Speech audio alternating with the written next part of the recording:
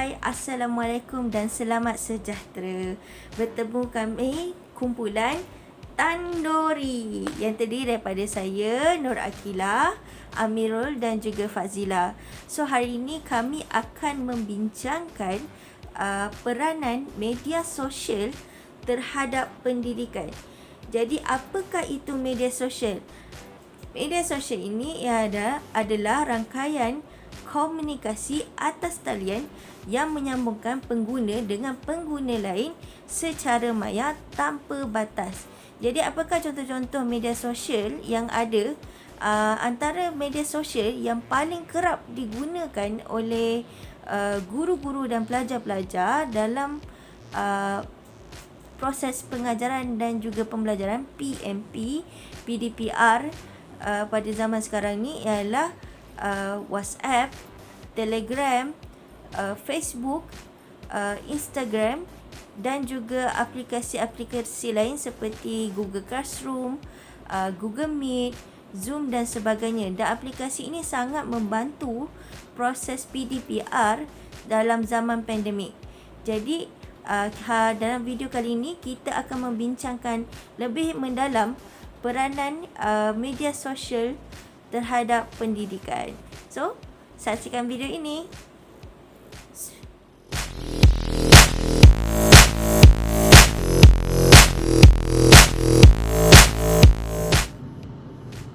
Hai, Assalamualaikum warahmatullahi wabarakatuh. Nama saya Amirul Amri bin Arifin.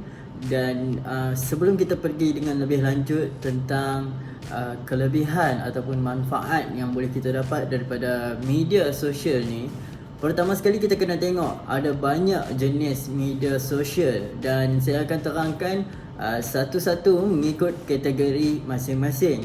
Yang pertamanya kita ada media sosial iaitu rangkaian sosial, di mana media sosial jenis ni dia lebih bersifat menghubungkan satu individu dengan individu yang lain. Sebagai contoh, kita ada Facebook, Twitter dan juga LinkedIn. LinkedIn ni adalah satu rangkaian sosial yang profesional, di mana kat sini kalau kata dibentangkan dengan baik, portfolio, projek ataupun credibility seseorang pelajar tu dengan baik, banyak company-company ataupun syarikat-syarikat yang mencari pekerja melalui LinkedIn ni lah. Dan seterusnya kita ada juga rangkaian perkongsian media. Rangkaian perkongsian media ni dia lebih bersifat untuk berkongsi media tu sendiri. Sebagai contoh kita ambil Instagram, YouTube, Snapchat, TikTok, IMGUR dan juga Pinterest. 5 ataupun ke-6 media sosial ni mereka dia masih lagi menghubungkan antara satu individu dengan individu yang lain, tetapi dia lebih bersifat media. Maksudnya konten utama dalam media sosial ni, jenis ni adalah media. Bagi contoh kita ambil Instagram, kita tengok dalam tu ada stories dekat situ dia berbentuk video-video pendek. Di mana dekat feed kita ada gambar ataupun video, dia bersifat media, perkongsian media. Seterusnya kita ada rangkaian perbincangan. Rangkaian perbincangan ni adalah satu platform di mana individu dengan individu yang lain akan menggunakan media sosial jenis ni untuk berkongsi pendapat masing-masing. Sebagai contoh, kita ada Reddit, kita ada Quora, kita ada DIGG, kita ada Nairaland. Yang paling famous dekat Malaysia ni Reddit ataupun Quora lah. Sebab kalau kita tengok dekat Reddit, dia ada topik-topik yang kita boleh follow. Kita ambil fotografi, kita ambil sinematografi, ataupun kita ambil skateboarding, kita ambil sukan dan apa-apa.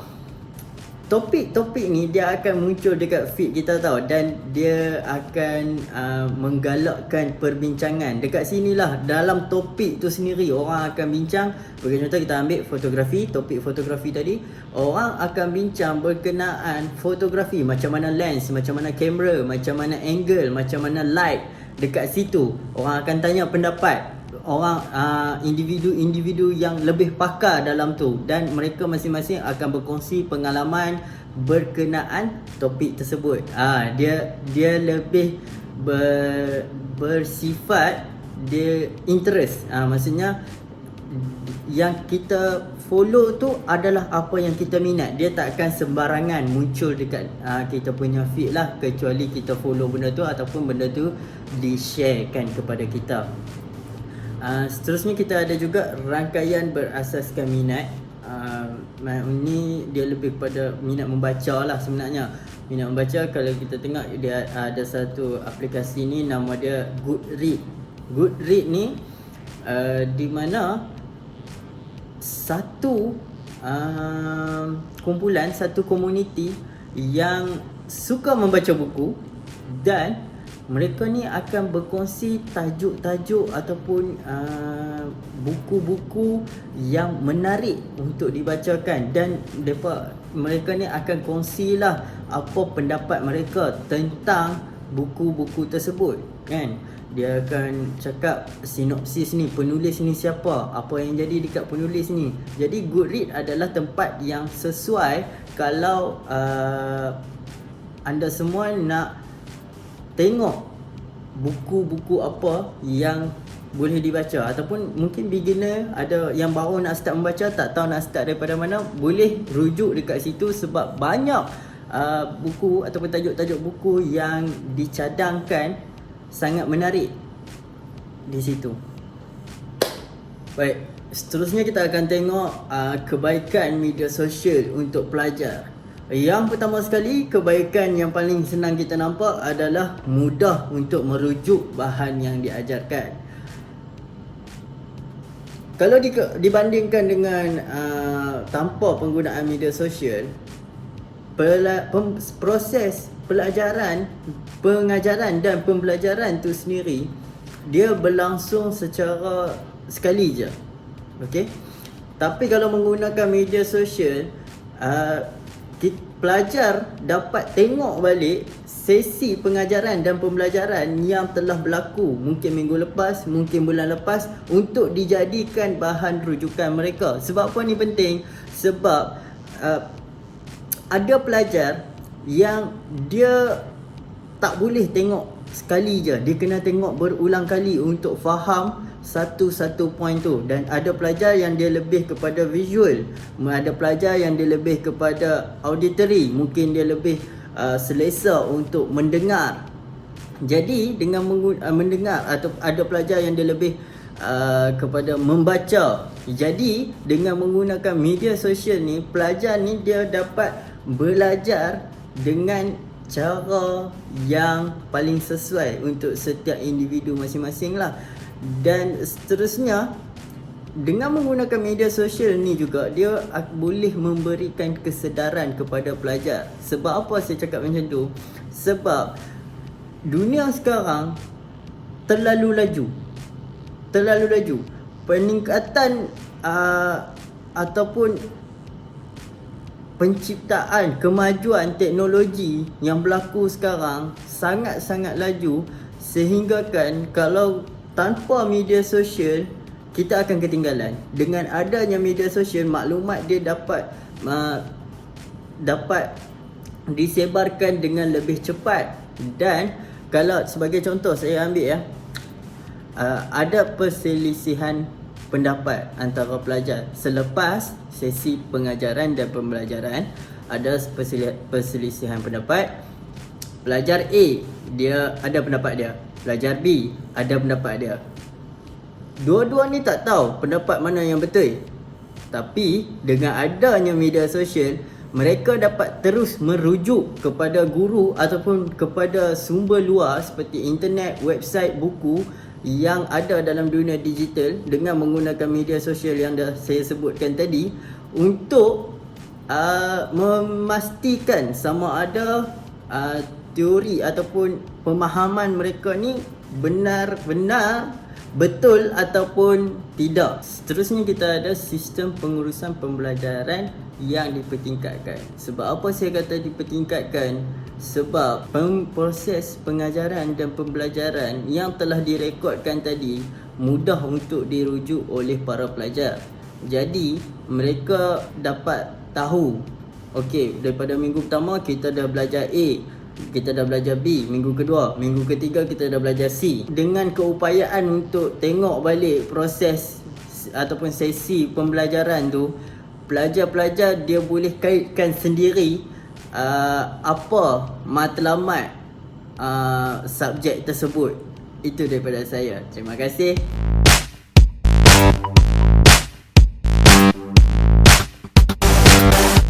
Saya yang pertama iaitu peranan media sosial terhadap pendidikan. Yang pertama ialah menggalakkan komunikasi antara pelajar dan juga guru.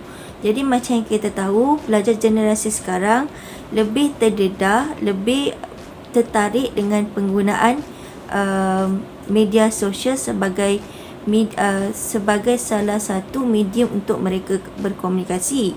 Jadi apabila guru dapat mengadaptasi penggunaan media sosial juga dalam pendidikan, ia membantu komunikasi dua hala antara murid dan juga guru. Jadi macam sebagai contoh, aplikasi yang kita boleh tengok ialah aplikasi WhatsApp. So dalam aplikasi WhatsApp ni, contoh ada pelajar, dalam sesetengah pelajar mereka berasa malu untuk bercakap secara terus dengan guru mereka dalam suasana dan ruang fizikal yang besar seperti kelas. Jadi ada sesetengah mereka akan bertindak untuk berjumpa secara bersendirian dengan guru di kawasan seperti bilik guru dan sebagainya.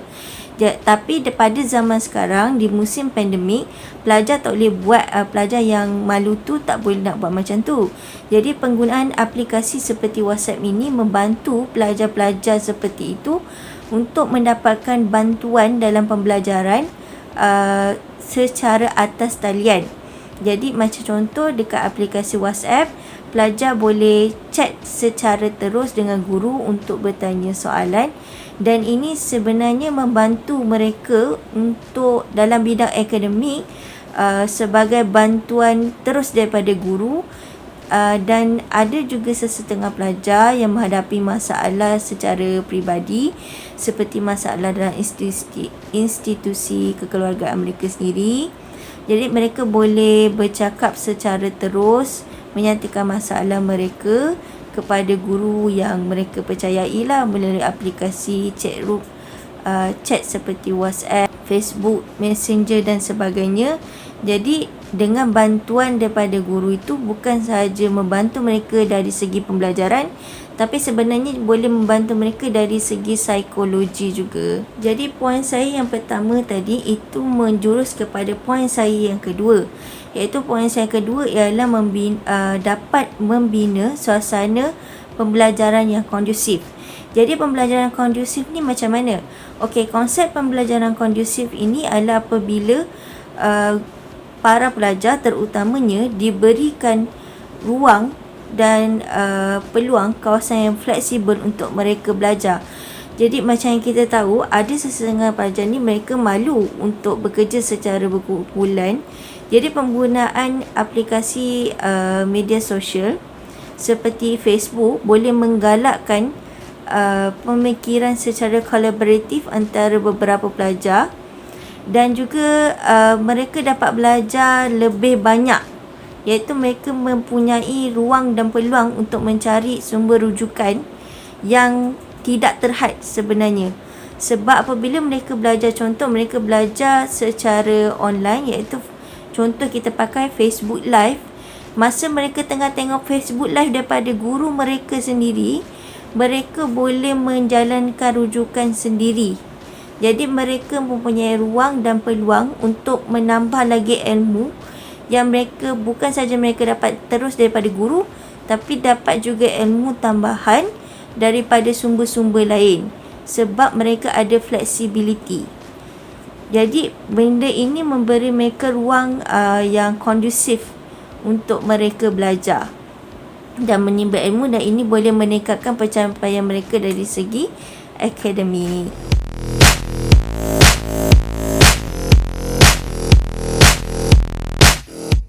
Assalamualaikum warahmatullahi wabarakatuh. Saya Fazila. Menyambung kembali hujah-hujah kawan-kawan saya Akil dan Amirul tentang pendidikan melalui media sosial. Seperti yang kawan saya terangkan, Akil terangkan tadi, apa itu media sosial, peranan dalam media sosial. So kita tahu media sosial ni memang digunakan dengan sangat meluas. So poin saya yang kelima ialah media sosial ini digunakan untuk mengekstrak data. Apa itu mengekstrak data? Okay, kiranya macam mendapatkan data. Macam kalau katalah pelajar Form 5 sekarang ni, tingkatan 5 sekarang ni, memang diorang akan ada projek untuk projek tingkatan 5. Jadi mereka akan membuat survey untuk mendapatkan maklumat. So macam mana dia buat survey tu? Buat survey tu kan sekarang ni musim pandemik kan, kita tak boleh sesuka hati nak pergi merisikokan diri sendiri untuk berjumpa dengan orang ramai. So apa yang peranan media sosial ni buat, dia boleh jadi platform untuk pelajar ni mendapatkan data. Okay, contohnya pelajar-pelajar ni boleh menyediakan soalan survey dan hantar kepada platform media seperti Telegram, WhatsApp, Facebook atau Instagram. Platform ni boleh dijadikan sebagai platform untuk mereka mendapatkan data dengan mudah. So yang ni kira boleh menjimatkan masa pelajar itu sendiri. Sebanyak mana mereka hantar soalan-soalan survey itu dalam platform media sosial, maka akan banyaklah juga data yang mereka dapat. So bila dah dapat data tu, mereka boleh proses data tu. Yang mana okey mereka akan pakai, yang mana tak okey mungkin mereka akan jadikan sebagai lampiran ataupun refleksi daripada apa yang mereka dapat itu. Poin saya yang kedua ialah pelajar boleh membina kredibiliti sosial. Apa itu yang dikatakan dengan membina kredibiliti sosial? Okey, media sosial ini boleh dijadikan platform untuk seseorang pelajar tu menonjolkan diri dia sendiri. Okay, seperti contoh membina kredibiliti tadi kan. Dalam Facebook kita ada Facebook page. So dalam Facebook personal kita lah, personal seseorang pelajar tu mungkin dapat diasingkan daripada Facebook page tadi, yang mana lebih menjurus ke arah profesional, lebih menjurus ke arah kerjaya. Jadi dalam Facebook page tu pelajar tu boleh letak apa yang pelajar tu sendiri boleh share, mereka punya kemahiran, mereka punya potensi diri. Jadi dekat Facebook page tu pelajar tu sendiri boleh ceritakan apa yang dia boleh buat, apa yang dia boleh tunjukkan, kemahiran yang dia ada, yang orang luar perlukan, yang masyarakat luar perlukan. So daripada situ Facebook page tu dia boleh share kepada rakan-rakan dia di media sosial, Facebook ke, Instagram ke. Daripada situ dia punya maklumat tentang diri dia, tentang kemahiran diri dia, kemahiran yang boleh ditawarkan kepada masyarakat luar. So jadi orang kat luar senang dapat dia punya maklumat. Katakanlah sesebuah syarikat tu, katakanlah pelajar tu mahir dalam sekarang ni memang banyak menjurus ke arah kemahiran kan, mahir dalam bidang automotif. Jadi mana syarikat-syarikat yang automotif ni, mungkin mereka akan mencari tenaga kemahiran lah untuk syarikat mereka, untuk bengkel mereka. Daripada situ secara tak langsung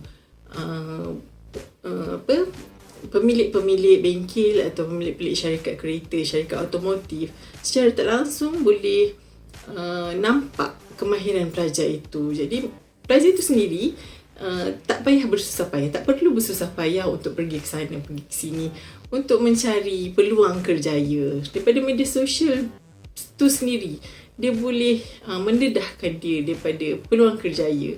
Jadi kalau kita sebagai guru perlu mendedahkan sebenarnya kepada pelajar ini pendidikan dalam media sosial. Jadi mereka tak salah lah guna peluang yang mereka ada dalam media sosial. Jadi penggunaan media sosial itu dimanfaatkan sebaik mungkin.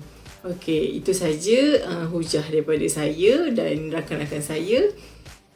Sekian, terima kasih.